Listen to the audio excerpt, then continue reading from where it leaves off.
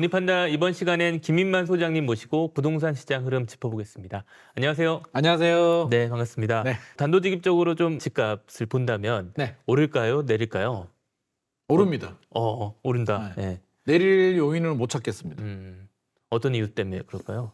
그러니까 집값이 오르고 내리려면 나름대로의 그 원인이 있어야 되잖아요. 수요와 공급 측면에서 본다면 집값이 떨어지려면 수요가 줄어들거나 공급이 늘어나거나 이게 맞아 떨어져야 네. 되잖아요. 수요라고 한다면 이제 뭐 수요가 늘어나려면 갑자기 뭐 어떤 인구가 늘어났다. 뭐 그럴 가능성은 없는 것 같고 이제 수요가 줄어들어야 되는 거죠. 네. 집값이 떨어지려면 수요가 줄어들려면 출산율 감소는 시간이 오래 걸리는 주택 구매 연령이 우리가 30에서 한 69세 정도를 주택 구매 연령이라고 하기 때문에 출산율이 줄어들어도 30살까지 성장을 하려면 시간이 필요합니다. 그래서 인구 감소가 지금 2026년의 집값 하락의 원인이 될 수는 없는 거고요. 그러면 이제 집을 사려는 분들이 심리가 위축이 돼서 그렇죠. 네.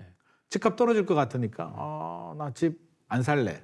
그리고 집주인들은 나 금매로 팔래가 맞아떨어져야 되거든요. 그렇죠. 네. 금매로 던지고 한마디로 시세보다 저렴하게 매물을 내놓고 하락 매물을 내놓고 매수자들은 떨어질 것 같은데 내가 왜 사? 그러면 안 사고. 네. 그러면 이제 떨어지는 요인이 되죠. 근데 그 원인을 우리가 찾아야 되는데 집주인들이 금매로 던지거나 매수자들이 안 사게 되려면 2026년 집값 떨어질 것 같아. 라는 생각이 들어야 되는데 집값이 떨어지려면 예를 들어서 이런 조건이 성립이 돼야죠. 2026년에 입주 물량 폭탄이야.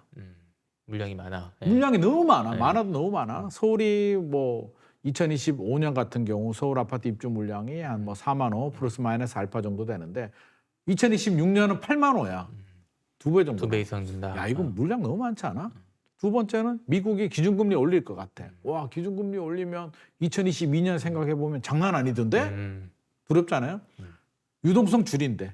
QT 이제 긴축으로 간대. 네. 와, 이거 장난 아니겠는데? 이런 상황이면은 집주인은 팔고 싶고 집을 사려는 사람들은 안 사고 싶은데 자, 2026년 시장 제가 왜 오른다고 얘기를 했냐면 2026년 입주 물량 줄어들까요? 늘어들까요? 줄어들 것 같은데요? 그건 팩트죠. 네. 이거는 변수가 아니라 상수입니다. 이미 통계에 나와 있습니다. 왜? 2026년의 입주 물량은 2023년의 분양 물량이기 때문에 이미 2023년 과거에 분양 물량이 줄어들었기 때문에 그 사이에 입주 물량이 늘어날 수는 없습니다. 그래서 입주 물량은 반토막이다. 국토교통부 예정된 물량인 그렇죠. 거잖아요. 이거는 바뀔 수 없는 예정 상수. 외의 물량이 나올 수 있는 건 아니니까. 갑자기 어디서 네. 없던 물량이 알라딘의 마술 램프를 문지를 수도 없는 거니까 국토교통부에서도 2만 8천호를 예상합니다. 국토교통부는 있는 거 없는 거 다 끌어모아서 최대한 부족하지 않게 보이고 싶잖아요. 집값 안정을 해야 되니까. 그게 2만 8천 그렇게 원입니다. 모았는데도. 네. 청년주택까지 다. 그러면 우리는 청년주택이나 공공주택을 주택수로 잘 인정하지 않잖아요. 일반인들은. 레미안, 힐스테이트, 자이, 뭐 푸르지오, 캐슬 같은 아파트가 우리가 생각한 아파트인데 그 아파트들은 2만 세대가 안 된다는 거예요. 2025년 대비 이제 반토막이 납니다. 야, 공급이 없네. 그러면 유동성이라도 줄어야 되는데 유동성이 줄까요, 늘까요? 쉽게 생각해 보면 유동성이 늘어날 가능성이 높지 않겠습니까? 2025년에도 사실 미국도 돈을 풀었고 한국도 돈을 풀었잖아요. 유동성. 그래서 M2 통화량을 보게 되면 미국보다 한국이 통화량 증가 속도가 더 빨랐거든요. 제가 볼 때는 2026년도 크게 달라지지 않을 것 같습니다. 특히 6월 3일 지방선거가 있기 때문에 네. 정부도 그 얘기를 하잖아요. 내년도 최대 예산을 편성을 했는데 상반기 초반에 모든 예산이 집행될 수 있도록 노력을 하겠다. 그 말이 뭐예요? 돈 푼다는 얘기고. 기준금리는요. 한국은행 11월 금통위 결과를 보게 되면 금통위원 3명이 동결, 금리 동결, 3명이 인하. 인상 기조는 한 명도 없습니다. 인상될 것 같지는 않아요. 내수 경제도 너무 안 좋고 서울 집값하고 환율이 문제니까 내리지는 못했을 뿐이지 동결입니다. 그러니까 동결 아니면 인하 가능성이 높고 유동성도 많고 입주 물량도 부족해. 수요는 집주인이 불안할까요? 집을 사려는 매수자가 불안할까요? 매수자가 불안해요. 네. 집주인은 우리 다 알고 있잖아요. 판다도 봐서 머니 판다도 보니까 야 아무리 봐도 입주 물량 부족하고 네. 유동성도 많고 기준금리도 내리는데 내가 왜 금매로 팔아야 되지? 음. 나의 소중한 집을? 매수자들은 야 2025년 보니까 정부가 굵직한 정책을 이렇게 발표했음에도 불구하고 대출도 묶었음에도 불구하고 여전히 신고가가 나오네. 2025년에 과연 안정이 될까? 아닌 것 같아. 불안한 사람들은 사야 됩니다. 그러니까 신고가는 나오는 거예요. 네. 거래량은 줄어드는데 신고가는 나온다라는 현상이 바로 이런 현상입니다. 627 대책으로 대출 한도를 6억으로 제한했고요. 11호 대책에서 서울 전역과 경기도 12곳을 규제 지역으로 묶고 토지 거래가 구역으로 묶으니까 전세 끼고 사고 팔고도 못하고 20억 넘어가게 되면 대출이 2억, 15억에서 20억 사이는 4억, 10억 아래는 6억까지 나오다 보니 사기는 힘들죠. 네. 그러니까 거래량은 줄죠. 10명이 살 걸 규제가 들어오니까 4명, 3명이 사는데 그 사는 사람이 현금이 있더라는 거죠. 그러니까 최근에 잠실 르엘 48억 거래가 됐다고 하잖아요. 그러니까요. 예. 청담 르엘 요즘 르엘이 많네. 청담 르엘은 네. 45평이 90억. 아, 90억. 90억 살려면은요 네. 대출 2억 나오거든요. 현금 88억을 밀어 넣어야 됩니다. 야 이게 가능해? 사더라고요. 그러니까 현금 있는 사람들이 삽니다. 그러면 이게 어떤 현상이 이제 나비 효과, 버터플라이 이펙트가 생기냐면 청담 르엘이 48억 찍었잖아요. 네. 바로 나오는 반응이 반포에서는 야 우리 집값 56억인데 우리가 저렴한 거 아니야? 야 저기 상대적으로, 잠실이잖아. 네. 강남 3구 송파구가 48억이란다. 우리도 신축인데 야, 이 차이가 이거밖에 안 나서 되겠어? 잠실 엘스 리센츠 같은 경우 우리는 잠실동인데 쟤들은 신천동인데 분명히 우리 동이 더 야, 좋은데 입주 연도 차이는 나도 그쵸. 우리가 35억인데 48억은 야, 이거 너무한 거 아니야? 헬리오시티, 올림픽 파크 포레온 다 똑같은 반응입니다. 서로 꼬리에 꼬리를 물기 때문에 그러네. 예. 결국에는 이 한 개의 왜곡된 반응. 저는 왜곡된 반응과 거래라고 생각하는데 이걸 차라리 규제를 안 하고 풀어줬으면 네. 어느 정도의 정상적인 흐름인데 제가 볼 때는 48억의 거래가 왜 이루어졌냐면 제가 추측하건데 집주인이 진짜 48억을 받고 싶었을까요? 그냥 던졌을 것 같습니다. 그냥 아 그래 뭐 어차피 하려면 하고 팔리면 팔리고. 이게 4층이 42억인가 뭐 거래가 됐었거든요. 이게 5층이라고 합니다. 그러니까 에휴 설마 되겠어? 48억 던졌는데 누가 물었는 거예요. 그래? 거래했죠. 이 한 개의 거래가 모든 이제 나중에 이 나비 효과가 나비 어디까지 효과처럼. 번질지는 모르니까 지금은 이렇게 시장이 굉장히 왜곡이 되고 불안한 상황. 이게 불안한 상황입니다. 반대가 되면 좋죠. 거래량은 늘어나는데 집값이 안정이 되면 거래량 늘어나면 뭐가 좋아요? 일단 세금이 늘어나죠. 정부 입장에서는. 또 거래할 때 우리 이사하면 전자제품도 바꾸고 내수가 가구도 뭔가, 바꾸고 네. 그렇죠. 이삿짐 업체도 먹고 살고 중개업소도 먹고 살고 내수 경제에 도움이 되는데 거래량이 줄어들면 좋은 게 하나도 없거든요. 세금도 줄어들어 내수 경제도 안 좋아. 근데 집값은 올라. 그러니까 어떻게 보면 정부의 규제가 지금 최악의 상황을 만들고 있는 것이 아닌가 생각이 됩니다. 말씀하신 대로 이제 집값 내릴 요인들이 뭐 객관적으로 좀 있진 않은데 그렇죠. 혹시 집값이 너무 올라서 이제 사실은 주요 지역 같은 경우는 뭐 강남 빼고 네. 너무 올라서 사기 힘든 경우가 이제 생길 수 있잖아요. 힘들죠. 네. 너무 올랐죠. 네. 그래서 부담스러워요. 그래서 거래량도 줍니다. 규제도 있으나 시장에는 자전 기능이라는 게 있거든요. 내가 그 가격을 왜 사야 돼? 라는 생각을 하잖아요. 네. 우리 상반기에 원밸리 72억 70여. 예. 전용 84가 야 한강뷰가 나와도 72억은 너무한 거 아니야? 라는 생각을 하잖아요. 그렇죠. 예. 그게 저평가라고 생각하면 80억, 90억 거래가 됐겠죠. 아니잖아요. 그러니까 여기서 멈춘 거예요. 자전 기능이 이제 자전 생긴 기능이 거네요. 있는데 그럼 비싸면 집값이 떨어지느냐? 거래량이 줄어들 뿐. 저는 이게 이제 우리가 아파트를 보통 필수재 시장이라고 합니다. 네. 주식은 선택재. 그러니까 주식을 꼭 해야 될까요? 아니잖아요. 하고 싶은 사람은 하고 안 하고 싶은 사람은 안 하는데 집은 필수재잖아요. 이게 무슨 말이냐면 집 안 사도 되잖아. 라고 말할 수도 있는데 안 사면 전세나 월세라도 가야죠. 어딘가 살아야 되니까. 어딘가는 네. 살아야 되니까 집은 필수재입니다. 근데 여기서 한 단계 더 올라갑니다. 청담 르엘도 얘기를 했고 원밸리도 얘기를 했는데 그럼 이게 필수재로 이분이 90억 아파트를 안 사면 안 되는 사람은 아니잖아요. 그러니까 충분히 돈이 있는데 나는 사고 싶은 거예요. 예를 들어서 현금이 한 500억 정도 있습니다.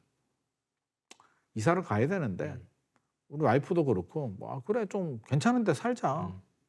그 사람이 90억에 돈 주고 사나 100억에 사나 그게 뭘 그렇게 문제가 차이가. 되겠습니까? 네. 그러니까 이거는 이미 사고 싶은 사람들 사치대로 넘어갔다. 에르메스 백 보게 되면 그 원가 얼마겠습니까? 솔직히 에르메스 백이 만약에 뭐 1억 원짜리가 있다. 그 원가로 따지면 솔직히 말하면 원가 한 150 정도 하지 않을까요? 100만 원, 150만 원. 그럼에도 불구하고 1억 원의 가치는 있잖아요. 왜 사는 사람이 사니까. 그러니까 이거는 이미 고가 아파트들은 사치 시장으로 넘어갔다. 그래서 거래량은 줄어들어도 살 사람은 사기 때문에 2026년에도 여전히 신고가는 나오리라고 생각합니다. 지금 이제 뭐 강남이랑 한강벨트 또 노도강이랑 이런 지역별로는 조금 차이가 있을까요? 네. 지역별로 차이가 있죠. 네. 우리가 지금 한강벨트 얘기를 합니다. 제가 앞서서 집값 오릅니다 라고 얘기한 거는 이제 서울 기준으로 서울 기준. 서울에서도 한강벨트 기준으로 말씀드렸고요. 전국으로 보게 되면 오르긴 하는데 네. 상승폭은 굉장히 제한적이겠죠. 전국 평균을 보게 되면 이거를 과연 과열이다라고 말할 수는 없고요. 그냥 조금 보합 이상의 상승 정도로 예상을 하는데 지역별로 보게 되면 이제 상황이 다릅니다. 일단 노도강을 말씀하셨으니 네. 노도강은 2년 동안 안 올랐어요. 안 오릅니다. 지금까지는. 근데 규제는 똑같이 묶이다 보니까 그렇죠. 네. 불만이 많을 것 같은데. 하늘을 찌릅니다. 노동항 가서 제가 임장 한번 가봤는데 거의 뭐 맞아 죽을 뻔했습니다. 이게 뭐냐고 모든 네. 불만을 다 쏟아내는데 억울할 만합니다. 왜? 2년 동안 집값이 안 올랐고 이제 거래 좀 되려고 하는데 강남과 동일한 토지거래가구역, 투기과열지구 또 다 묶었잖아요. 네. 억울해도 이렇게 억울할 수가 있나? 굉장히 격앙된 반응을 보여주고 있고 동탄이나 구리나 남양주는 풍선 효과 생기고 있고 최근에 제가 중동 신도시 예. 부천에 갔다 왔는데 와 중동 신도시도 11호 대책 발표되고 거래량이 늘어났더라고요. 집값이 뭐 천정부지 올라가지는 않는데 나와 있는 급매물은 꽤 거래가 됐어요. 당연히 긍정의 뭐 영향을 받는다. 그렇구나. 예. 강남 쪽은 오히려 잘 됐다. 왜 잘 됐느냐? 실제로 잠실에 가보니까 제가 물어봤거든요. 도대체 어떤 사람이 이 엘스 리센츠 35억 넘는 집을 살까? 대출이 2억밖에 안 나오는데 누구예요? 라고 하니까 이야기를 하는 게 뭐냐면 원래 마포에 사려고 했답니다. 마포 성동에 사려고 했는데 그 규제 전만 하더라도 강남은 전세 끼고 사고 팔지 못하잖아요. 그래 마포에 사자 30억짜리 노량진에 30억짜리 사자라고 마음 먹었는데 11호 대책이 딱 발표되니까 어차피 입주해야 돼요. 이제 입주할 건데. 야, 어차피 입주할 거 5억 더 보태서 그냥 잠실 갈까? 그러니까 잠실 쪽이나 강남 3구, 용산구는 반사 이익. 우리는 페널티가 있었는데 이제 페널티가 상대적으로 사라진 거죠. 똑같이 규제 지역으로 묶이다 보니까 오히려 잘 됐다 반응이고. 분당이나 성동이나 마포, 광진 이런 데는 어쩌라고. 우리는 많이 올랐으니까 뭐 규제 받아야지 뭐 이런 분위기입니다. 그러니까 지역별로 온도 차이는 있는데 한마디로 정부가 11호 대책이 발표가 되고 심리가 위축이 되고 와 이거 집값 떨어질 것 같아 라는 분위기는 아니라는 거예요. 다 적응을 하고 어쩔 거야 뭐 이런 분위기고 이미 바뀌는 상황에 따라서 저는 적응을 하고 있기 때문에 특히 12월에는 대출이 안 나옵니다. 네. 그러니까 대출 그렇죠. 규제도 있는데 총량 규제. 은행에서 총량이 없대요. 네, 맞아요. 그래서 DSR도 만족하고 LTV도 만족하고 좋아 6억 이하 대출 내 받겠어. 은행 갔는데 알겠는데요. 당신은 조건을 다 만족해요. 근데 우리 은행이 지금 총량에 묶여서 돈이 없어요. 대출 못 해줘요. 12월은 이런 상황입니다. 2026년 1월 되면 이제 총량은 풀리잖아요. 그렇죠. 예. 그러면 학습 효과가 이제 심리가 어떻게 될 것 같아요? 2025년에 조건을 만족해도 대출이 안 나오더라. 2026년에 대출 나올 때 빨리 나올 때. 받자. 집값 어차피 안 떨어질 것 같고 입주 물량이 갑자기 늘어나기도 어렵고 유동성이 뭐 갑자기 없어질 것 같지도 않고 대출은 결국에는 줄어들 거야.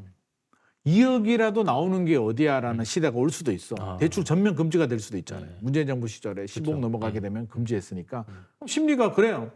야 어떻게 될지 모르는 거 그냥 기회 될 때 상반기 또는 2026년 초에 사자라는 반응들이 나올 수 있어서 거의 상고는 확실할 것 같고요. 하저가 될지 상고 하고가 될지는 지켜봐야 되겠으나 일단 강세는 정해졌다. 그래서 지역별로 보게 되면 이미 적응을 했다. 더 이상 두려워하지 않는다라고 말씀드릴 수 있습니다. 알겠습니다. 지금 이제 뭐 환율이나 금리에 따른 어떤 그런 요인에 따른 시장 변화는 내년에 좀 어떻게 나타날까요? 네. 사실은 가장 중요한 변수이죠. 앞서서 제가 집값이 떨어질 것 같은 요인을 못 찾겠다라고 말씀드렸는데 네. 요인을 찾자면 금리입니다. 환율과 금리가 이제 맞물려 있는데 네네. 우리가 한번 경험했죠? 2022년 하반기, 2023년 상반기 집값 왜 떨어졌습니까? 금리가 올랐습니다. 그러면 금리가 오르면 무조건 집값이 떨어지느냐? 떨어질까요? 그렇지도 않은 데가 꼭 있을 것 그렇지는 같아요. 않아요. 네. 그러면 2022년 생각을 한번 해보자고요. 3년 전으로 타임머신 타고 돌아가면 그때 분위기 어땠나요? 한마디로 분위기가 이겁니다. 와, 이거 미쳤네. 야, 이거 장난 아니네. 미국이 금리 이러다가 언제까지 얼마나 올라가지? 빅 스텝, 자이언트 스텝. 야, 다음 금통위 때는 또 자이언트 스텝이야? 와, 그러면 제로 금리에서 와, 이거 어디까지 올라가? 10% 가는 거 아니야? 큰일 났네. 급등을 했죠, 어떻게 보면. 그러니까 네. 어디까지 갈지를 모르는 불확실성. 네. 우리가 두려운 건 불확실성입니다. 만약에 2022년에 파월이 미국 FRB 의장이 제로금리에서 좋아요. 5.5%까지 올리겠습니다. 라고 했으면 하나도 안 무서워요. 왜? 상단이 정해져 있으니까. 5.5%면 네. 충분히 각오할 수 있어. 이거는 뭐 할 때마다 50bp, 75bp 막 올라가니까 야, 이게 5.5가 될지 10이 될지 몇 퍼센트 갈지를 모르니 두려운 마음이 드니까 결국에는 금매로 던지더라는 거예요. 이 불확실성, 공포가 지배가 되면 우리가 집을 팔 때는 이제 떨어질 것 같은 두려운 마음이 있을 때 팔잖아요. 우리 앵커님하고 저하고 이제 타임머신을 타고 내년에 2026년 여름 시장을 보고 왔는데 우리는 봤어. 집값 떨어지는 거. 네. 그러면 우리는 어떤 마음이 들까요? 있는 집을 빨리 팔아야지. 그렇죠. 네. 왜 집을 가지고 있어? 5억 떨어지는 걸 보고 왔다면 1억이든 2억이든 무조건 팔아야죠. 근데 우리가 미래를 모르는데 두려운 마음은 들 수 있잖아요. 그게 이거예요. 그러니까 금리가 기조가 바뀌는 거. 그냥 뭐 0.25 올리는 것보다 기조가 바뀌는 거. 그러면 어떤 생각이 들어요? 미국이 금리의 기조가 바뀌었대. QE에서 QT로. 그러니까 양적 완화에서 긴축으로 바뀌고 금리 인하에서 인상으로 바뀌었다라고 가정을 해보자고요. 그럼 이번에는 얼마나 올릴까? 어떻게 되지? 두렵잖아요. 그러면 이게 2026년에 확률이 몇 퍼센트 될까 그러면 낮죠. 2026년에 미국이 기준금리 내릴까요 올릴까요라고 하면 트럼프가 지금 금리 내리라고 난리고 FRB 의장도 트럼프 그렇죠. 측근을 지금 안 치려고 하는데 확률로 보게 되면 상당히 낮아요. 그러니까 2026년에 기준금리가 혹시라도 올라가는 것가 두려워서 집을 못 살 이유는 없는데 그래도 우리가 이걸 예의주시해야 되는 이유는 2026년만 있는 건 아니잖아요. 지금 미국이 돈 풀죠. 금리 내리죠. 그럼 유동성이 늘어나죠. 유동성이 늘어날수록 필연적으로 오는 게 물가입니다. 물가 안 오르고 될까요? 아니 경제적으로 돈이 풀리는데 물가가 어떻게 안 올라요? 물가는 필연적으로 오릅니다. 오를 가능성이 높습니다. 2027년이 될지 8년이 될지 물가가 또 엄청 올라? 물가가 오르면 금리를 계속 저금리를 유지할 수 있을까요? 금리 올려야 되잖아요. 그렇죠. 그런 상황에서 금리를 미국이 또다시 뭐 올리는 상황인데 AI 버블이 만약에 뭐 어떤 순환 구조가 끊어졌다? 뭐 엔비디아하고 오픈 AI하고 뭐가 잘못됐다? 순식간에 주식이 빠지면서 부동산도 빠질 수 있습니다. 저는 이런 시나리오가 가능성은 있다. 확률이 51% 이상이 되지 않을 뿐이다.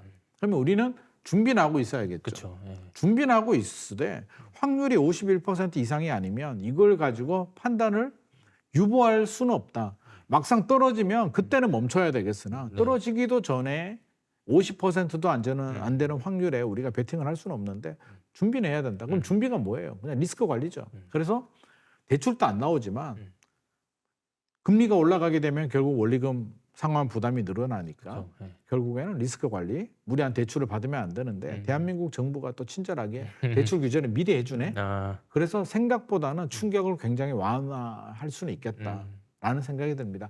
물론 그래서 이런 이유가 집값 하락의 요인은 될 수는 있겠으나 확률은 낮으니 예의주시만 하자라는 말씀 드리고 싶습니다. 알겠습니다. 또 이제 뭐 내년 변수 중에 이제 양도세 중과 유예 종료가 어떻게 될지 아직 확정은 안 됐지만 네. 그게 이제 어떤 식으로 결정이 되든 간에 어떤 영향을 좀 줄 수 있을까요? 시장에는. 지금 양도세 중과세 다주택자들은 기본세율이 6에서 45%가 적용이 되는데 규제 지역에서는 양도세가 3주택 이상이면 최고 30%포인트, 2주택이면 20%포인트가 더 붙습니다. 그러면 네. 최고 세율이 45%니까 3주택 이상이면 30%포인트 붙이면 75%, 지방세까지 하게 되면 82.5%. 82.5. 와. 그러면 10억이 남으면 한 7억 정도는 세금을 내야 됩니다. 부담스러워. 진짜 이거는 안 하고 됩니다. 않겠는데. 네, 안 되죠. 그러면 이제 두 가지 경우죠. 네. 2026년 5월 9일까지 한시적으로 유예를 했습니다. 서울 전역이 투기 과열 지구로 묶이고 조정 대상 지역으로 묶였는데 이게 5월 9일, 2026년 5월 9일이 지나면 자동으로 아무 조치도 안 하게 되면 중과세가 부활하잖아요. 그러면 3주택 이상이면 최고 세율 82.5%가 적용이 됩니다. 네. 이렇게 되면 집주인들의 반응은 팔까요, 안 팔까요? 못 팔겠죠? 못 팔 것 같은데. 아니, 그냥 갖고 10억 있자. 남았는데 네. 7억 세금 내랍니다. 네. 배째라. 음. 나는 그냥 보유하련다. 매물 잠김 현상이 생깁니다. 음. 그래서 매물 잠김 현상이 생기는데 또 확률로 말씀드리겠습니다. 네네. 정부가 2026년 5월 9일까지 지금 유예인데 양도세 중과세 연장한다, 연장하지 않는다, 연장한다에 저는 51% 이상 확률입니다. 연장 한 달에. 한다가 더 높다.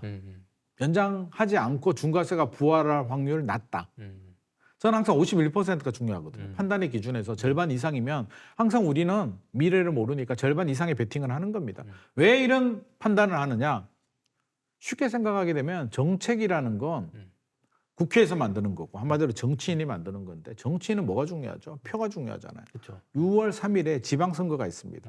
서울시장, 경기지사, 뭐 인천시장 또 각종 시의원 뽑는데 이분들이 6월 3일인데 5월 9일이잖아요. 직전에 중과세를 부활한다고? 그럼 시장 반응이 어떻게 나올까요? 이거 뭐야? 어떻게 되지? 웅성웅성 되면서 이게 그래 정부 잘했어. 나는 정부 여당 찍어줘야지. 라는 마음이 드는 사람보다 이거 뭐지? 어떻게 되는 거야? 찍어주려고 하다가 이거 진짜 너무하네. 내가 세금이 얼마야? 이탈표가 더 많습니다. 그래서 저는 못한다. 이거는 정치적으로 치명적인 영향이 됩니다. 이거 부활하게 되면 아마 웃을 사람은 오세훈 서울시장님이 손으로 입 막고 웃을 수도 있습니다. 이거 웬 떡이야? 라는 생각을 할 수도 있기 때문에 네. 아마 여당에서 이렇게 공격적으로 하기는 어려울 것 같고요. 지금 분위기 느껴보셨잖아요. 2025년에 세금이란 말을 거의 입에 담지 않습니다. 집값이 이렇게 올랐음에도 불구하고 2, 3월에 올랐고 6월에 올랐고 9월, 10월에 서울 집값이 폭등했는데도 대출 규제하고 규제 지역 하는데 세금이란 말은 안 나옵니다. 왜 안 나올까요? 세금은 조세 저항입니다. 세금 규제를 낼 때마다 표가 날아가기 때문에 현실적으로 정부 여당 입장이라면 하기 싫고 지방선거 끝나고 고민할 겁니다. 그러니까 적어도 2026년 5월 9일까지의 양도세 중과세 유예는 연장된다. 저는 거기에 베팅을 합니다. 알겠습니다.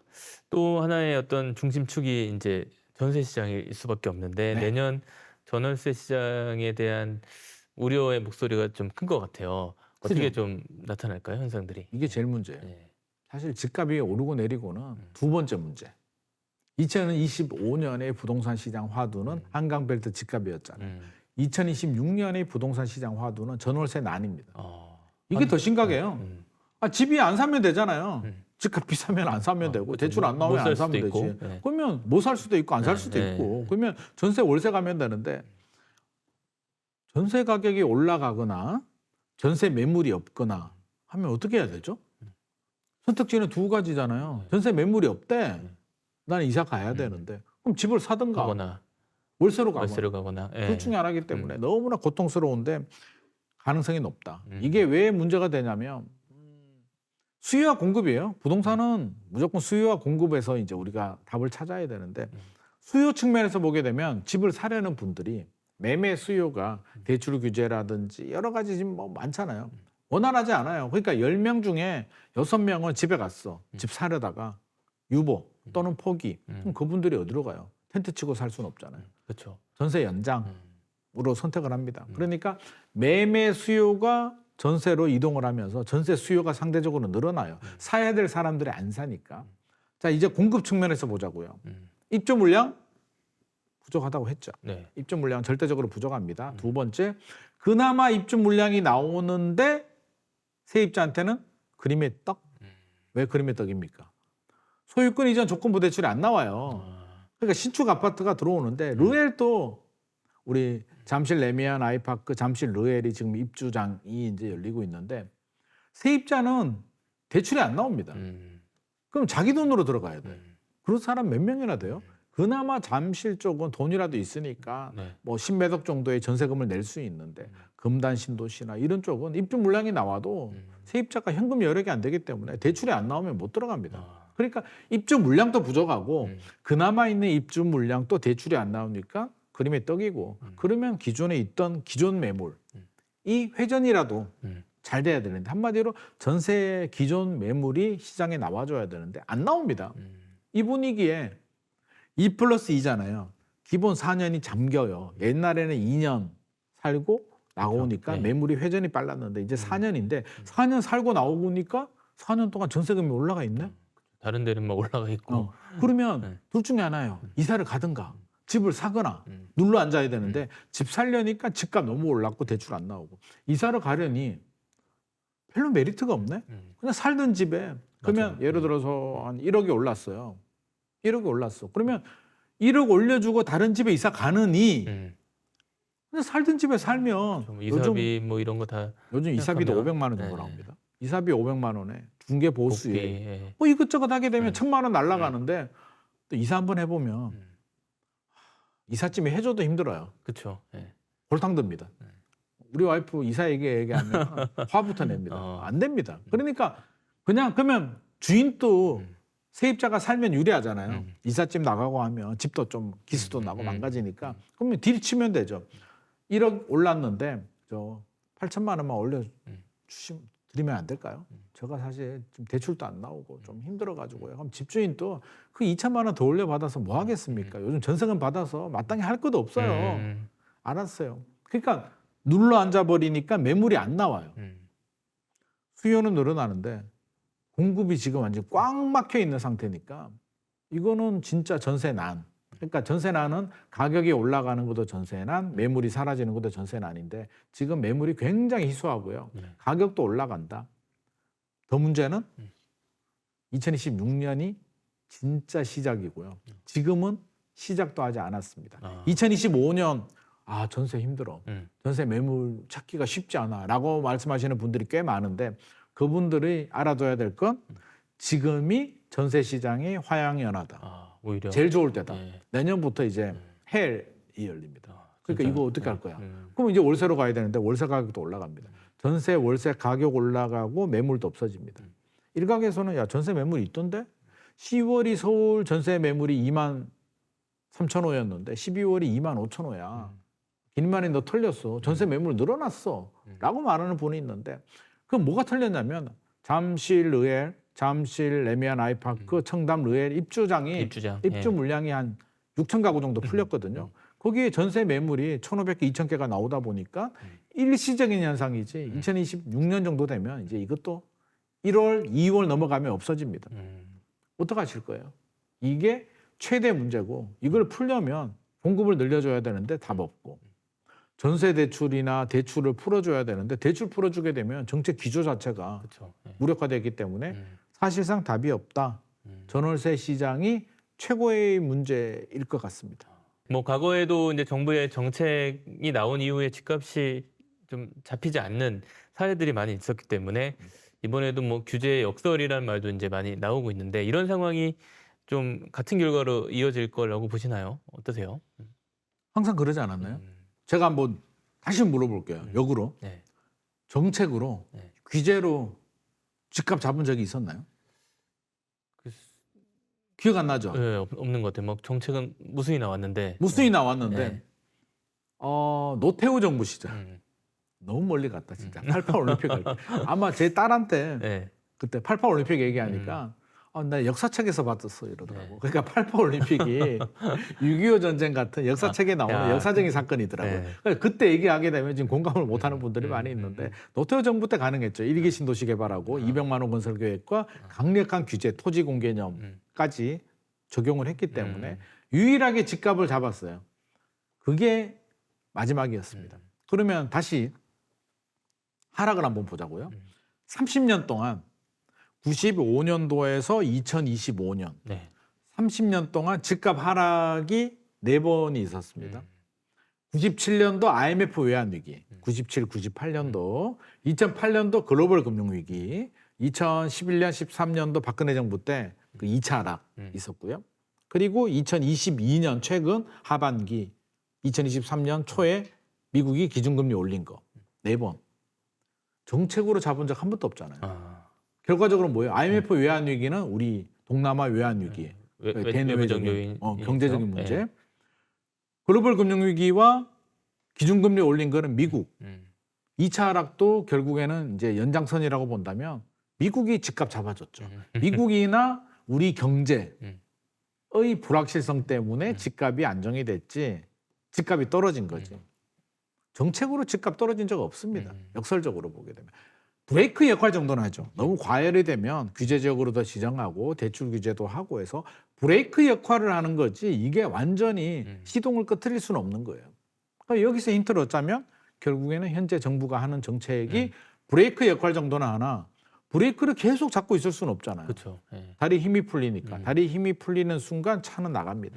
그러니까 6.27 대책 발표되고 2달 정도, 유효기간 2달밖에 되지 않았습니다. 9월부터 다시 올랐고요. 11호 대책 발표되고는 한 달입니다. 초강력 대책이라고 해가지고 그렇죠. 사실 네. 11호 대책 발표됐을 때도 제가 말은 저는 항상 그런 얘기합니다. 3개월에서 6개월이다. 길면 6개월, 짧으면 3개월이라고 하는데 실제로 3개월도 가지 않았습니다. 그러니까요. 3개월도 안 간 것 안 같아요. 갔죠. 네. 그래서 이제 적응 속도가 빠른데 그 이유는 뭐냐면 학습 효과가 이미 이제 사람들은 망각을 하게 되는데 문재인 정부의 정책을 망각을 하기에는 너무 짧았어요. 문재인 정부가 2017년에서 2021년까지 윤석열 정부가 짧았잖아요.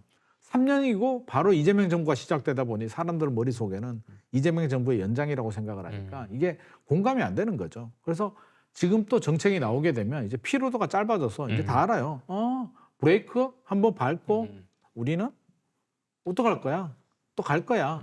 각자 도생해야 돼라고 생각을 하고 있기 때문에 실제로 브레이크 역할 정도만 하지 집값을 잡기는 현실적으로 부족하다. 이번에도 물론 2026년은 아닐 수도 있는데 2030년 전에 한 번은 브레이크가 집값 하락이 한 번 올 수는 있거든요. 어디서 오느냐? 미국에서. 미국이 기준금리를 왕창 올리든지 어떤 불확실성이 발생을 하게 되면 주식, 부동산이 한번 떨어질 수는 있는데 우리나라 정책으로 떨어지지는 않을 것이다 라고 생각합니다. 네네.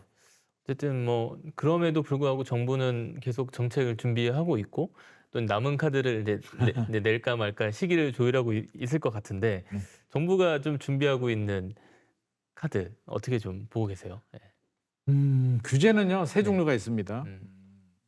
금융 규제, 대출 규제가 있고요, 지역 규제가 있고 이제 세금 규제가 있는데 남은 카드가 세금인데 이게 또 뜨거운 감자입니다. 그렇죠. 네. 그래서 지금은 세금 규제는 일단 얘기를 안 하고 있고요. 공급으로. 그래서 12월에 나올지 1월에 나올지는 모르겠는데 일단은 공급 카드를 지금 만지작 되고 있고 나오는데 사실 공급이 97 공급 대책도 국토교통부에서 뭐라 그랬나요? 최선을 다했다. 영혼까지 끌어모아가지고 와 이건 우리 너무 잘 만들었어. 실제로 그런 말씀을 하셨거든요. 회의 가니까 너무 잘 만들었대. 이번에는 기대도 좋대. 진짜 이 실망시키지 않는데. 그래서 와 얼마나 대단한 게 나오는데 실망시키지 않는데. 뚜껑 열어보니까 국민들이 관심이 없더라고. 그렇죠. 이게 뭐가 나왔지? 135만 호? 뭐 이런 반응들이 나오고 있기 때문에 좀 더 구체적으로 어느 지구가 몇만 호 나온다 뭐 이런 대책들이 포함되고 그린벨트 뭐 푸는 이런 내용들이 나오는데 이게 과연 국민들한테 얼마나 공감이 될지 모르겠습니다. 서리풀 지구도 뭐 들리는 말은 공공 임대 아파트를 뭐 80% 배정한다. 80%나. 네. 아니 서리풀 지구를 반값 아파트로 분양을 해도 될까 말까인데 네. 공공 임대로 하게 되면 그거는 아무 효과가 없습니다. 그러니까요. 네. 그러니까 실제로 공급은 안 될 것 같고 남은 카드는 세금인데 세금 카드 할 수 있을까요? 앞서서 우리가 그 양도세 중과세 유예를 2026년 5월 9일 제가 연장될 가능성 51% 이상이라고 말씀드린 이유가 이제 여러 가지 정치적인 이유인데 그쵸. 세금도 또 정치입니다. 우리가 일반적으로 이제 세금 규제라고 한다면 종합 부동산세 한마디로 이제 보유세를 인상하는 겁니다. 보유세를 인상하면 집주인들이 부담이 느끼죠. 아, 또 세금 내야 돼. 12월에 고지서가 날아오거든요. 7월, 9월에 재산세, 12월에 종부세가 날아오는데 짜증 납니다. 아, 팔고 싶어.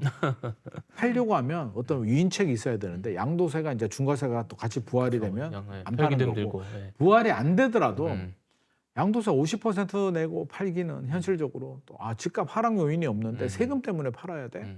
그러면 어떤 마음이 들어요? 속으로 약간 분노, 정부 심판.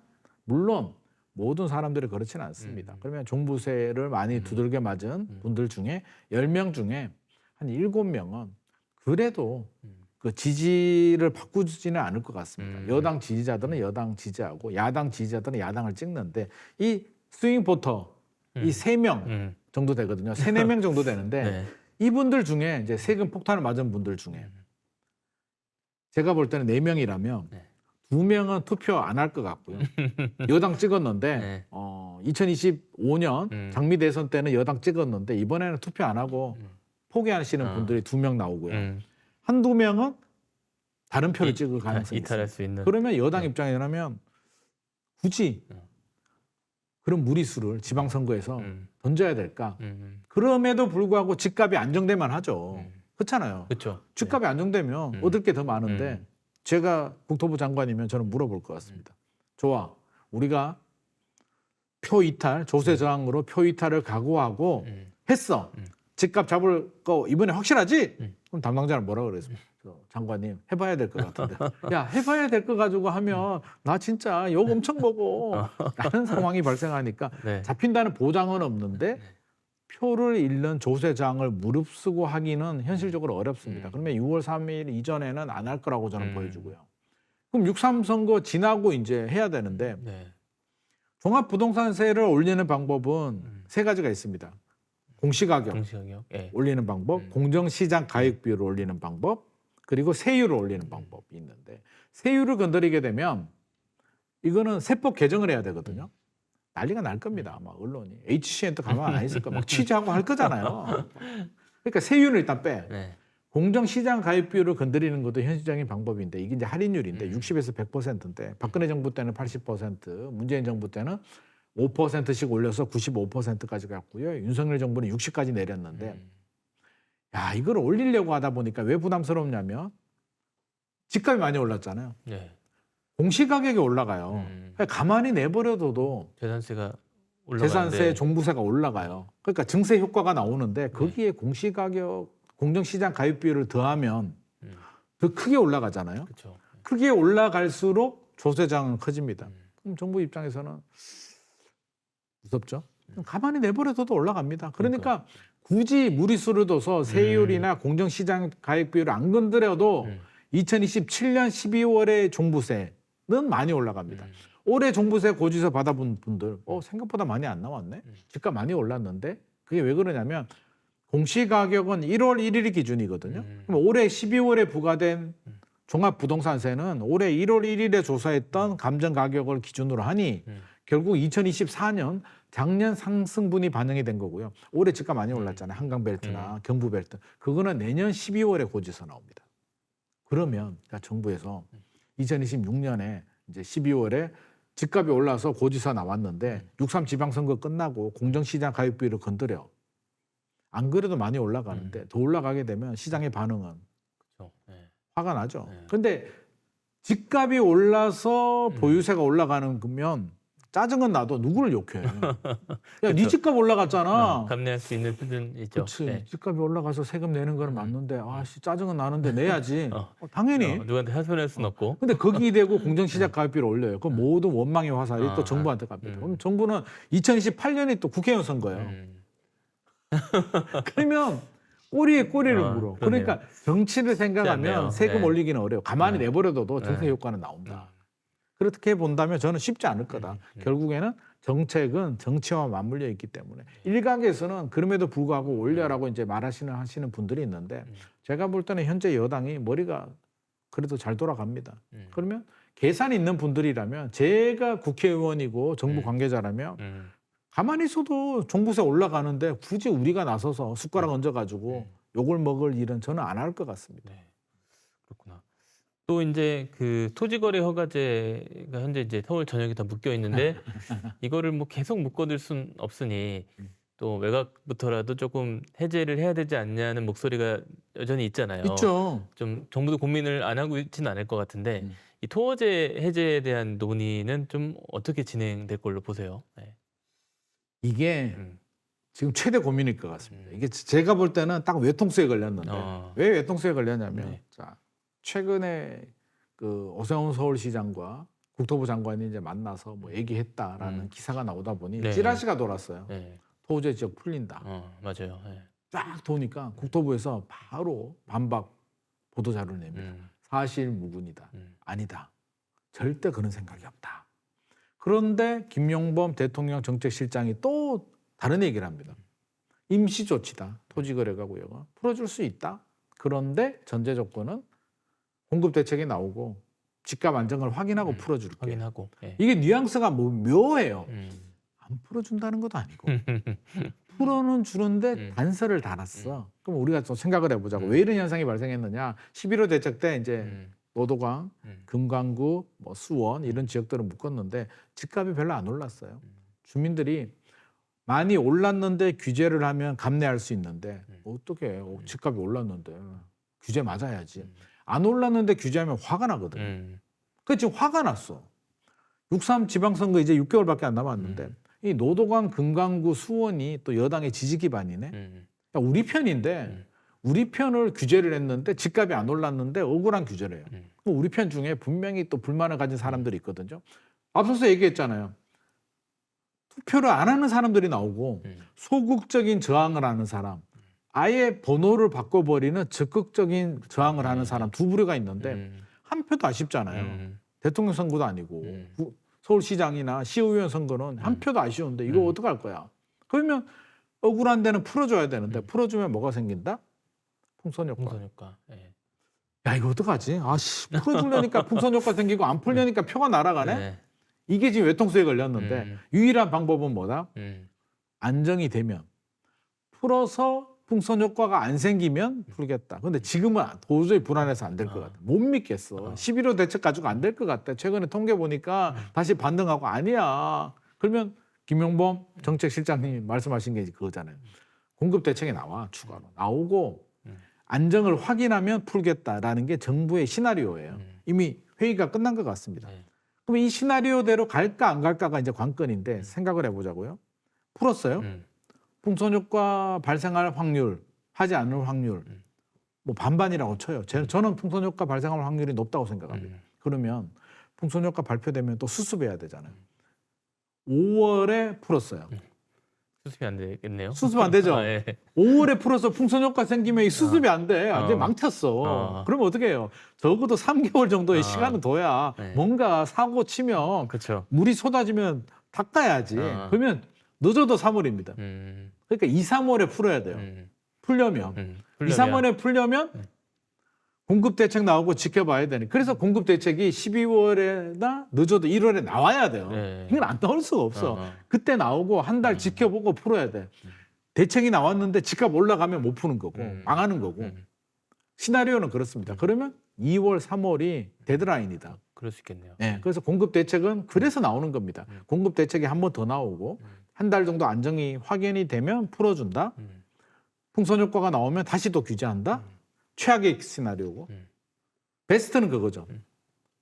공급 대책 나오고 한 달 안정 찾고 토지거래구역, 도도강, 금강구 외곽 지역 풀어줬는데 풍선 효과 안 생기는 거. 이건 완전 베스트 오브 베스트. 정부가 바라는 건데 풍선 효과 생기면 다시 묶는다.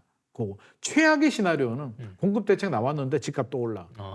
풀 수 없는 상황이. 풀 수 없는 상황이고 요건 욕대로 먹고 네. 이제 완전 꼬이는 거죠. 그래서 이래나 저래나 고민의 고민을 베스트 오브 베스트가 나올 확률은 높지 않다. 지금 여러 가지 상황이 좋지 않다. 그러니까 지금 고민이 굉장히 많을 것 같습니다. 내년 집값이 쉽게 뭐 안정화되기는 좀 어렵다는 의견들이 많다 보니까 무주택자들은 뭐 고민을 할 수밖에 없고 뭐 지금 상황에서 좀 자금 여력이 되는 대로 좀 매수를 해야 되나 이런 고민을 할 텐데 좀 어떻게 생각을 하는 게 좋을까요? 네. 일단 무주택자들 같은 경우에 생각을 좀 해야 되는 게 집을 살 수 있는 사람이 있고요. 못 사는 사람들도 있습니다. 그쵸. 그러니까 예. 안 사는 사람이 있고 못 사는 사람이 있어요. 이거 좀 구분해야 됩니다. 그러니까 안 사는 사람은 사야 됩니다. 기다린다고 해결되지 않습니다. 선생님, 집값 떨어질 때 사는 거 좋지 않나요? 아, 좋죠. 미국이 갑자기 물가가 올라서 기준금리를 왕창 올려서 네. 주식도 폭락하고 집값도 떨어지면 좋은데 그런 분위기에 살 용기 있겠습니까? 쉽지 왜? 않죠. 바닥을 모르니까. 그러면 소위 말해서 20억 아파트가 18억까지 간다라고 답이 나오면 사는데 18억이 갈지 17억이 갈지 그쵸. 15억이 네. 갈지는 아무도 몰라요. 그래서 실제로 떨어질 때는 집 사기가 매우 어렵습니다. 불가능합니다. 운이 좋게 그때 필요해서 집을 샀는데 매덕이 떨어졌을 때 산 거야. 그거는 이제 베스트죠. 근데 현실적으로 굉장히 어려운 카드이기 때문에 안 산다와 못 산다를 구분해야 되고요. 안 사는 사람들은 사십시오. 2026년에 상승 압력이 더 높습니다. 2024년에도 똑같은 고민을 했어요. 아, 집값 너무 많이 올랐는데요. 규제 나올 것 같은데요. 아, 이거 집 사도 될까요? 올라도 얼마 오를까? 2025년에 또 의외로 많이 올랐어요. 물론 2026년에 의외로 많이 안 오를 수도 있고 네. 또 많이 오를 수도 있는데 제가 볼 때는 지역에 따라서 좀 차이가 있을 것 같고요. 자금력이 아주 많으신 분, 몇십억 있어. 아주 많으신 분들은 아파트는 10년을 바라보고 사는 거거든요. 주식하고 투자 패턴이 틀려요. 주식은 호흡이 짧아요. 그러니까 뭐 10% 떨어지게 되면 기조가 바뀌면 손절매도 했다가 어느 정도 이상이 되면은 또 점진적으로 그렇죠. 네. 매입을 했다가 또 어느 정도 되면은 멈추고 지켜보다가 팔고 이걸 계속 반복을 하는 게 주식 투자고 부동산 특히 아파트는 필요할 때 하나 샀다가 10년 후, 15년 후에 파는 겁니다. 필요할 때. 이게 굉장히 어떻게 보면 굉장히 심플한 방법이기도 그쵸. 한데 네. 이런 방식을 투자를 하려면 결국에는 할 수 있는 사람들, 자금이 되시는 분들이라면 100% 타이밍을 못 잡으니 수요가 충분히 뒷받침되는 지역들. 공급이 앞으로도 부족할 만한 지역들은 10년을 바라보고 집을 사는 게 맞습니다. 왜? 우리는 100% 정확한 타이밍을 못 잡습니다. 네. 떨어질 때는 떨어진다고 무서워서 못 사고 올라가면 올라간다고 못 사고 뭐 이런 모든 핑계들이 있기 때문에 그냥 사는 겁니다. 그래서 물론 자금이 되고 필요한 분들은 사는데 전제 조건은 물론 대출도 안 나옵니다만 네. 갑자기 하락 구간이 나와. 그럴 수 있잖아요. 네. 2022년에도 나왔고 글로벌 금융위기 때 2008년도도 나왔고 2013년도도 나왔고 땅 떨어지는 구간이 2027년이든 8년이든 9년이든 땅 한 번 나올 수는 있는데 땅 나오더라도 길어야 3년이거든요. IMF 외환위기가 2년 반 정도 갔고요. 글로벌 금융위기가 6개월에서 1년 정도 갔고요.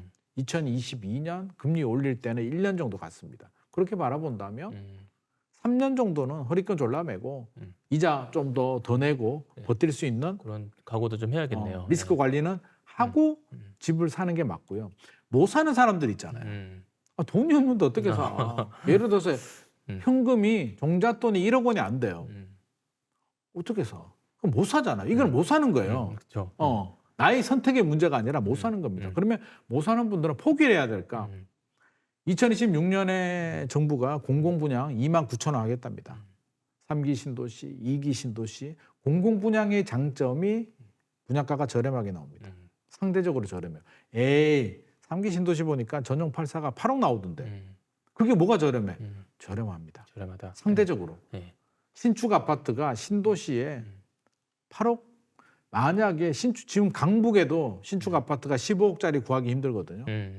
경기도에서 입지 좋은 신도시가 8억이면 저렴한 겁니다. 이거를 비싸다고 생각하시면 영원히 내 집 마련 못 하는 거고요. 그러면 계속 청약 도전해서 당첨이 되면 계약금 10%.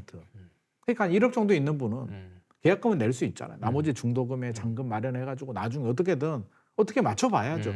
선생님 저는 아무리 노력해도 자신 없어요. 그러지 마시고 계약금만 마련이 되면 내 집 마련 하시고 그 다음은 어떻게든 만들어 보면 답이 나옵니다. 뭐 해야죠. 그렇죠. 그래서 지속적으로 청약 도전, 공공분양 물량들이 2026년, 7년, 8년 계속 나올 겁니다. 그러니까 청약을 하는데 이게 민간하고 달라요. 민간 아파트들은 청약 가점제잖아요. 부양가족, 그렇죠. 예. 통장 가입 기간, 무주택 기간으로 하면 청년들이나 신혼부부들은 절대적으로 불리하잖아요. 자녀가 없는데 부양가족 점수가 안 나오는데 어떻게 점수가 나와요? 근데 공공분양은 납입 금액으로 하거든요. 특별공급 말고 일반 공급은 납입 금액으로 하니까 꾸준히 청약 통장에 납입하신 분들은 유리하고요. 지금 또 납입 안 하신 분들은 월 25만 원씩. 2024년 10월 이전에는 아마 10만 원씩 납입하다가 그쵸. 25만 25만 원으로 바뀌었으니까 언제 바뀌었지?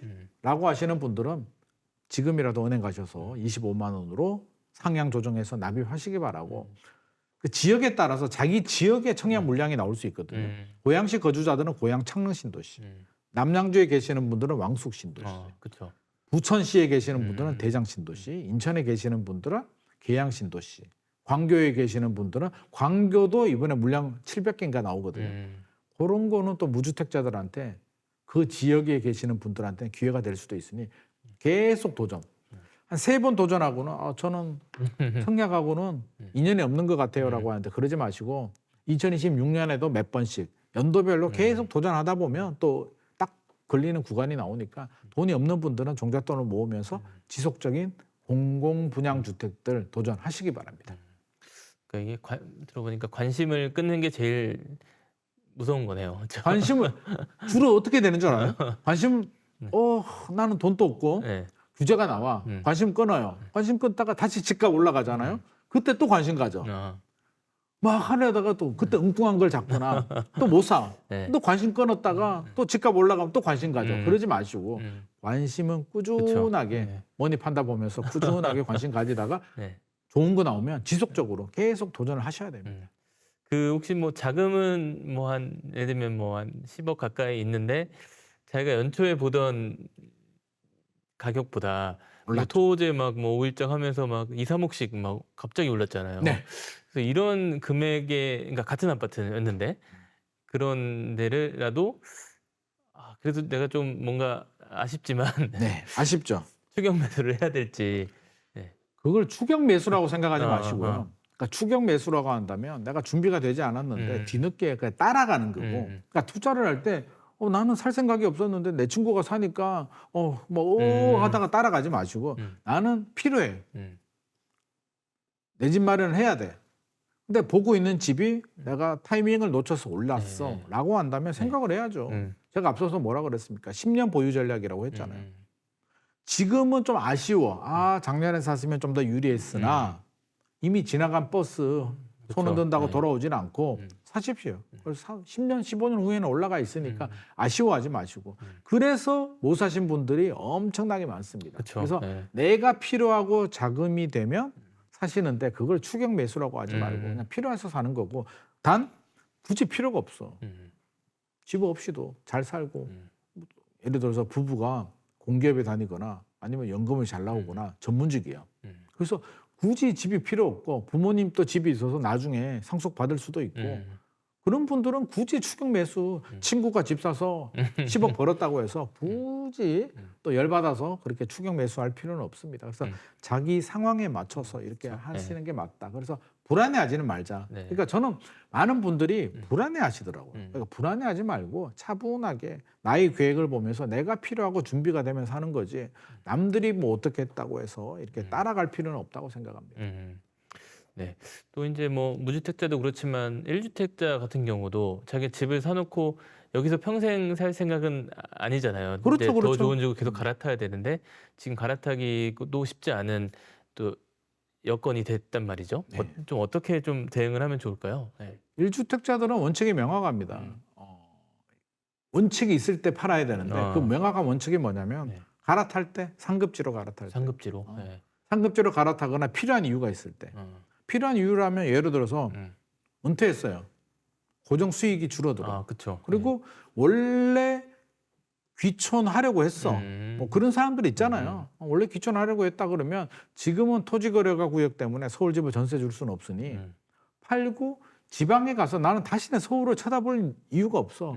부모님 집에 가가지고 시골에 농사 짓고 살 거야. 이런 분들은 팔고 현금을 가지고 지방에 집 사고 나머지 돈 가지고 안전한 뭐 안정성 보장되는 ETF를 넣든지 이렇게 해서 재테크를 하시는 방법이 있고 그게 아니고 나는 아무래도 집이 좀 좁거나 마음에 안 들어. 그렇다면은 용기를 내서 팔고 상급지로 갈아타는 전략은 항상 유효합니다. 이거는 네. 언제 어디서나 정답인데 이걸 못하는 이유가 참 사람 마음이 간사한 게 네. 뭐냐면 내 집은 좋은 가격을 받고 싶어. 음. 내가 갈아타고 싶은 집은 금매를 잡고 싶어. 그렇죠. 예. 그러다 타이밍 놓치거든요. 근데 역설적으로 상급지로 갈아타잖아요. 음. 내 집은 좋은 가격, 높은 가격에 받고 싶고 상급지는 금매로 잡고 싶다는 게 이치에 하나도 맞지 않아요. 그러네요. 그러니까 이거는 그래서 타이밍을 못 잡습니다. 제가 상담하다 보면 대체적인 분들이 못하는 분들이 이유가 있어요. 뭐냐면 자기 집에 대한 애착이 나와요. 야, 이거 이 동네가요. 호재가 있거든요. 5천만 원 더 올라갈 것 같아. 제가 물어보죠. 무슨 호재인데요? 아, 이 동네에 무슨 주민센터가 생긴대. 아, 주민센터 서울에 다 있어요. 그러니까 자기 동네, 자기 아파트에 대한 과도한 애정 때문에 그쵸, 아무래도 자기가 판단이 좀 살았으니까. 흐려지고 네. 그 3천만 원 때문에 막 아까워하는데 그래서 물어보죠. 아, 그래서 타이밍 놓쳤죠. 예. 그래서 지금 뭐 제가 갈아탈 집은 1억 더 올랐어요. 그럼 어때요? 차라리 6개월 전에 네. 갈아탔더라면 네, 그렇죠. 훨씬 더 좋은 3천만 원 저렴하게 팔고 갈아타더라도 1억이 올랐으면 이득을 보는 건데 그것 때문에 못 갈아탑니다. 그래서 갈아탈 때는 과감하게 용기를 내서 내 집은 그럼 제가 요령을 알려드리면 뭐 가격을 본인이 정하지 마세요. 네. 나는 그 어떤 분들은 그런 분이 있어. 저 12억에 내놓으면 되죠. 그래요. 아니 12억이란 기준이 어디서 나온겨? 그래서 먼저 부동산에 가셔서 분위기를 물어보는 거죠. 분위기가 뭐냐면 손님이 있느냐. 한마디로 낚시를 예를 들면 낚싯대를 던졌는데 물고기가 안 물 때도 있고 뭐 그럴 때도 있잖아요. 개미 새끼 한 마리 없는데 나 혼자 가격을 1억, 2억 내리면 뭐 하겠습니까? 그래서 부동산에 들러서 분위기 어떻습니까? 매수자들은 있습니까? 이때. 그러면 지금 얼마 정도면 거래가 될 것 같습니까? 정확히 얘기를 해주세요. 그리고 나는 그러면 얘기를 하죠. 12억에 팔고 싶은데 나보다 비슷한 조건의 아파트 중에 더 저렴한 매물이 있습니까? 아, 11억 7천에 나온 게 한 개 있어요. 11억 7천이 먼저 팔릴까요? 내 집 12억이 먼저 팔릴까요? 뭐 싼게 11억 7천이 먼저 팔리겠죠. 팔리겠죠. 그럼 판단을 하는 거죠. 아, 11억 7천에 팔고 다음이 내가 2번이구나. 기다려야겠다라고 할 수도 있고 그럼 난 11억 5천에 팔아주세요. 라고 할 수도 있고 단 가격을 내가 정하지 마시고 매수자가 나오면 가격이 협상 가능하니까 연락 주세요. 그러면 내가 충분히 협의해서 조정을 할 수 있겠습니다. 네. 라고 해야지 속마음은 11억 5천을 받고 싶어요. 그래서 부동산 사장님한테 저 11억 5천까지는 양보할 마음이 있습니다. 라고 하면 부동산 사장님은 매수자한테 얘기를 하거든요. 11억 5천까지는 확실히 조정됩니다. 그렇죠. 그러면 실제로 11억 3천, 2천에 거래가 됩니다. 왜? 거기서 더 깎으려고 하거든요. 그래서 11억 5천에 팔고 싶으면 12억이나 11억 8천을 불러야 11억 5천이 되니까 그쵸. 네. 그런 점을 감안해서 적당한 딜도 좀 딜을 하는 전략도 필요할 것 같습니다. 알겠습니다. 뭐 혹시 이제 내 집 마련 계획이 있다면 서울에서는 뭐 어떤 지역을 그나마 좀 주목하면 좋을까요? 물론 이제 비싼 지역일수록 좋겠지만 너무 비싼 지역 말고. 예. 그러니까 우리가 지금 너무 비싼 집, 네. 뭐 현금 몇십억 있는 집을 얘기할 필요가 없잖아요. 네. 그런 분들은 본인들이 알아서 합니다. 머니 판다 보지도 않아요. 지들이 알아서 잘해. 그러니까 필요는 없는 거고요. 네. 자, 우리가 지금 고민을 해야 될 부분은 자금력이 좀 아쉬워. 항상 그렇잖아요. 그 기준을 떠나서. 그렇다면 저는 항상 키를 맞추더라고요. 그러니까 양극화라고 하더라도 강남 집값만 올라가고 나머지는 하나도 안 오를까요? 그렇지 않다고요. 네. 최근에 지방도 올라갑니다. 부산 해운대 집값도 올라가요. 그러니까 지방은 이제 답이 없어라고 얘기를 해도 올라갈 때 되면 올라갑니다. 이걸 이제 키 맞추기라고 하거든요. 기준점이 올라갔잖아요. 원베일리나 압구정이 올라가면 대치동도 올라가고 잠실도 올라가고 성동이 올라가고 마포도 올라가고 이렇게 올라갑니다. 그러면 한강벨트 올라가고 나면 어디가 올라가요? 서대문도 올라가고 동대문도 올라가고 서울에서는 노도강, 금강구까지 가고요. 경기도에서는 과천, 분당, 판교가 많이 올랐잖아요. 용인, 수지 올라가고 광교 올라가고 평촌 올라가고 인덕은 올라가고 연결돼 그다음 있군요. 동탄 올라가고 구리도 올라가고 남양주 올라가고 용인, 기흥구 올라가고 또 어디로 갑니까? 이제 퍼져나가요. 그러면 평촌 신도시 다음에 중동, 삼본, 일산, 신축 아파트들은 금단, 송도, 뭐 청라 이런 데로 간단 말이에요. 그러니까 많이 올랐는 데보다 그러니까 돈이 많은 분들은 괜찮은데 나는 꼭 거기 살아야 돼 이런 분들 아니라면 저는 최근에 상승률이 크지 않았던 지역들은 오히려 2026년에 키 맞추기 합니다. 노원구 같은 경우 예를 들면 이건 확률인데 지금 노원구가 2년 동안 거의 안 올랐잖아요. 저평가란 말이에요. 실거주 토지 거래하고 야 좋아 내 들어간다. 필요하니까 입주해도 되면 들어갑니다. 들어갔는데 정부가 그럴 수 있잖아요. 2월, 3월에 토지에 풀잖아요. 풀면 풍선 효과 생길 수 있잖아요. 그러면 1억, 2억 수식가는 올라갈 수도 있어요. 이거는 물론 시나리오지만. 그렇죠. 그러면 땡큐. 안 올랐어? 토지 안 풀어? 계속 살다 보면 뭐 6개월, 1년 후에 또 풀 수도 있잖아요. 풀면 또 땡큐. 어느 정도의 어떤 트리거가 생기면 한번 탁 튀어오르거든요. 인천 안 오를까요? 인천 또 2026년이나 7년에 오릅니다. 왜? 저평가가 됐으니까. 이게 결국 흐름이라는 건 돌고 도는데 물론 상승률이나 금액을 보게 되면 한강벨트와 다를 수는 있겠으나 한강벨트만 오르고 인천은 한 개도 안 오른다? 저는 그렇게 생각하지는 않습니다. 그러니까 자금력이 부족하신 분들이라면 상대적으로 좀 들어올랐는 지역들, 저평가가 된 지역들, 어떻게 보면 좀 억울한 지역들 이런 지역들로 들어간다면 또 반사 이익 충분히 얻을 수 있다고 생각합니다. 알겠습니다. 마지막으로 뭐 주택 유형도 중요할 것 같은데 뭐 신축이나 구축, 뭐 소형이나 중형, 대형 뭐 이렇게 여러 이제 상품이 있을 거 아니에요. 좀 어떤 상품에 요즘 시대에는 좀 주목하면 좋을지. 트렌드는 신축 아파트가 이제 확실히 인기가 높은 건 맞습니다. 그래서 선택할 수 있으면 신축 아파트 위주로 들어가는데 서울은 구분이 의미가 없어요. 신축은 너무 비싸기도 하고 돈이 있어야 말이죠. 그렇죠. 그거 좋아요. 그러니까 갈 수 있으면 가세요. 좋습니다. 신축 아파트 좋고 새롭게 지으면 그 가격에 최근에 공사비가 너무 올랐기 때문에 들어갈 수는 없으니 신축 아파트 당연히 좋은데 서울 같은 경우는 뭐 재건축 호재도 있고 또 재개발도 있기 때문에 서울은 구축 괜찮습니다. 구축 아파트도 좋고요. 또 재개발 구역들 빌라 같은 경우들도 서울에 어지간하면 또 최근에 모아타운이라든지 시도 기획이 있기 때문에 물론 변수는 지방선거입니다. 서울시장이 바뀌면 어느 방향으로 튈지는 모르겠습니다만 일단 그거는 지켜보기로 하고요. 근데 경기도나 지방으로 가게 되면 좀 달라요. 신축과 구축이 확연히 달라지고요. 특히 지방으로 가게 되면 그럴 수 있잖아요. 나 귀농해가지고 진짜 실거주야. 진짜 안 올라도 돼. 그리고 나 먹고 살 돈 다 있고 연금도 나와. 투자 필요 없고 우리 애들도 잘 살거나 애도 없어. 이런 분들은 지방의 구축 아파트 가서 주거 비용을 낮추고 나머지 돈으로 미장에 투자하든 ETF 투자하든 골드를 사든 채권을 사면 되는 거고 그래도 좀 때가 돼서 한번 올라가기를 바란다면 지방의 신축 아파트들. 최근에 이제 공사비 생각해 보게 되면 지금 지으면 5억 이하는 수지 타산이 안 나옵니다. 근데 미분양 아파트나 보게 되면 3억대 아파트들이 신축 아파트들이 있거든요. 신축인데. 요거는 어떻게 보면 원가보다 낮은 거예요. 이런 아파트들은 저는 지방에서 해야 되는 분들이라면 충분히 고려할 수도 있겠다. 구축 아파트는 말 그대로 이제 필요한 분들 그냥 주거용으로. 주거 진짜 주거용. 그게 아니라면 신축 아파트 위주로 경기도에서도 앞으로 미래를 보게 되면 주거 인프라가 좋은 곳들이 살아남거든요. 그래서 서울이 아닌 비서울, 비수도권 지역들은 주거 인프라가 좋은 곳 위주로. 이왕이면 택지지구, 신도시 위주로. 원도심, 구도심 말고. 왜? 지방이나 이런 쪽은 재건축 재개발이 쉽지 않아요. 빈 땅들도 그렇죠. 많기 때문에. 그래서 이왕이면 신도시, 택지지구에 신축 아파트 위주로 들어가는 게 좋을 것 같고요.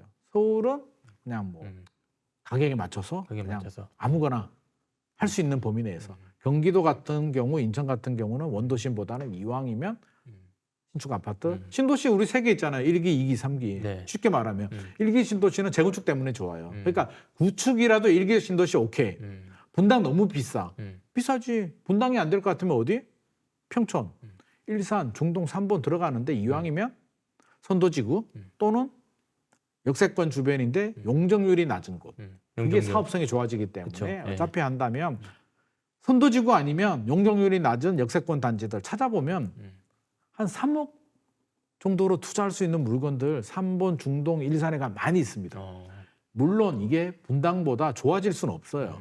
근데 투자라는 게 3억 투자해가지고 뭐 한 10년 후에 3억 벌면 되는 거 아닙니까? 그러니까 그런 마음으로 접근한다면 1기 신도시 좋고 2기 신도시도 깨끗하고 3기 신도시는 당연히 분양받아야 될 것이니까 이렇게 좀 선별해서 투자하는 게 좋을 것 같고요. 소형, 중형은 뭐 의미가 없습니다. 요즘은 뭐 소형이 대세인데 왜 대세냐면 분양가가 너무 올라가지고 전용 59가 옛날 전용 84처럼 확장하면 나오니까 돈이 부족하면 전용 59 하시고요. 자금이 되시면 전용 84. 돈이 많은 분들은 면적을 넓혀도 되는데 자녀가 3명 이상이어서 대형, 중대형이 필요한 분들이 아니라면 5구나 84에서 선택을 하시는 게 좋을 것 같고요. 5구보다 작은 거 있잖아요. 51. 5일. 그런 거보다는 좀 무리하더라도 적어도 5구까지는 욕심을 좀 내시는 게 좋을 것 같습니다. 네, 알겠습니다. 여기까지 듣겠습니다. 네, 오늘 말씀 감사합니다.